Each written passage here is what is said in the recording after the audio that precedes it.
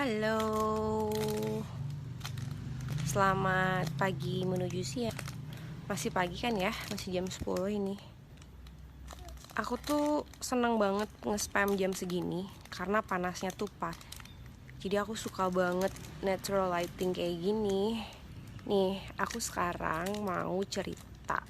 Aku mau ceritain tentang kejadian-kejadian yang pernah aku alamin dulu. Jadi cerita kali ini aku mau ceritain soal dulu itu waktu SMA tuh aku pernah kemalingan gitu di dalam kamar aku. Dan malingnya itu temen sekelas aku sendiri waktu SMA. Jadi waktu itu tuh yang yang diambil dari kamar aku itu handphone 2 sama apa tuh. Jadi tuh ceritanya kayak gini.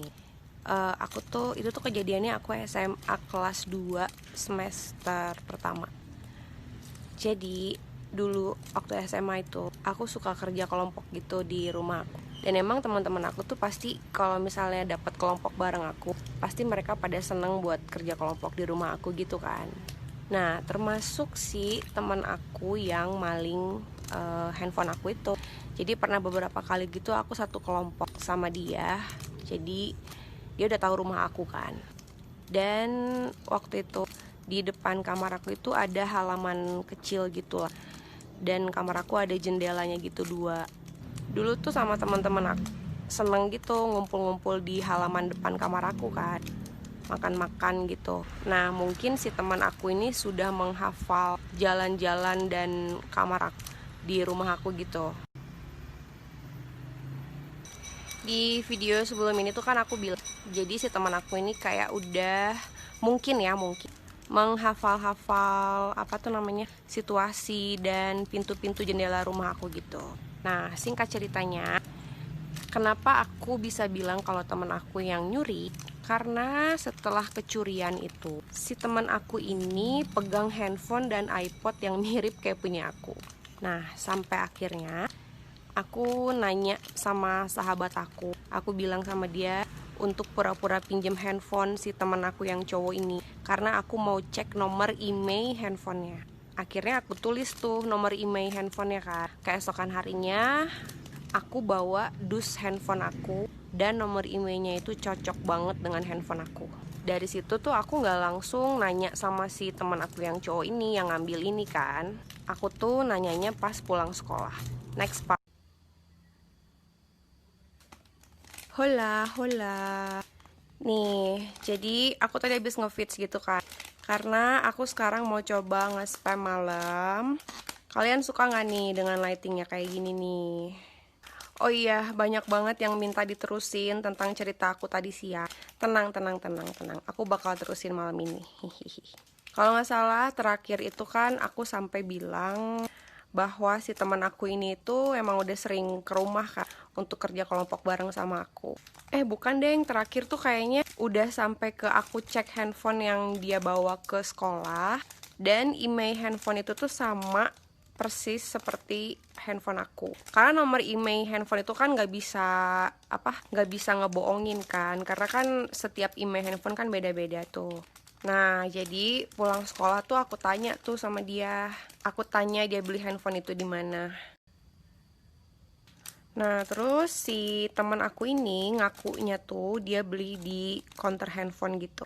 Nah, aku langsung to the point aja kan sama dia kalau handphone itu sama persis dengan handphone aku, dan emang itu handphone aku sih sebenarnya. Cuma saat itu aku masih ngejaga perasaannya dia gitu kan. Karena aku sendiri juga kaget, kok bisa dia gitu yang maling ke kamar aku. Akhirnya aku bilang sama dia kalau handphone yang dia pegang itu adalah handphone aku, karena aku juga buktiin sama dia dengan nomor email handphone yang dia pegang. Itu sama persis dengan email dus handphone punya aku. Di situ tuh dia masih kayak cari alibi, bingung gitu dia mesti ngomong gimana.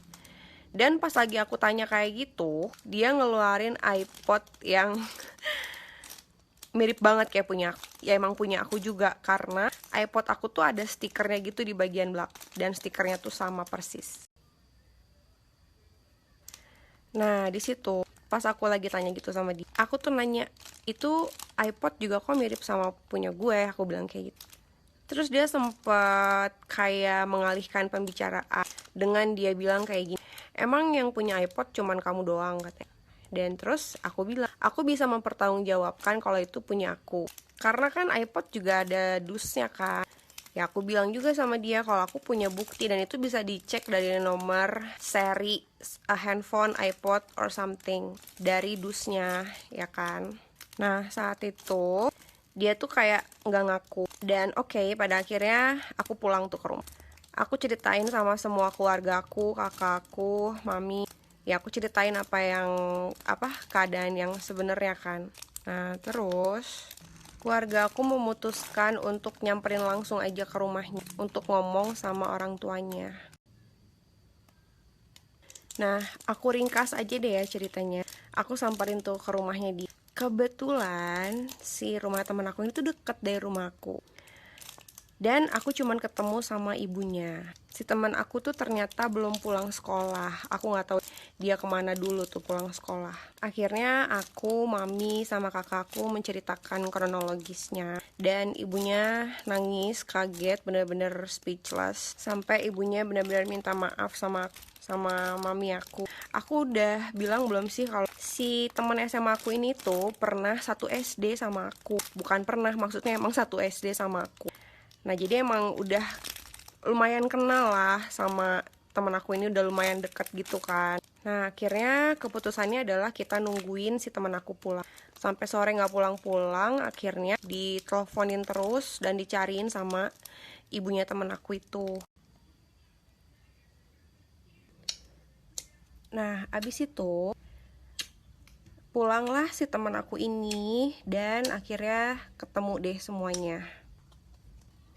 Akhirnya ngobrol di situ dan ibunya teman aku ini nanya, bener-bener nanya sambil setengah emosi gitu sama si teman aku ini untuk mengakui kesalahannya. Karena emang aku udah punya bukti-bukti, aku bawa dus handphone aku, dus iPod. Ya pokoknya udah emang gak bisa ngelak lagi ya kan. Setelah ditanya, pada akhirnya si teman aku ini ngaku kalau emang dialah yang maling masuk ke kamar aku subuh-subuh lewat jendela kamar. Serem banget gak sih? Gila. Nah, terus gak lama setelah pengakuan dia tuh, ternyata ada polisi datang ke rumahnya.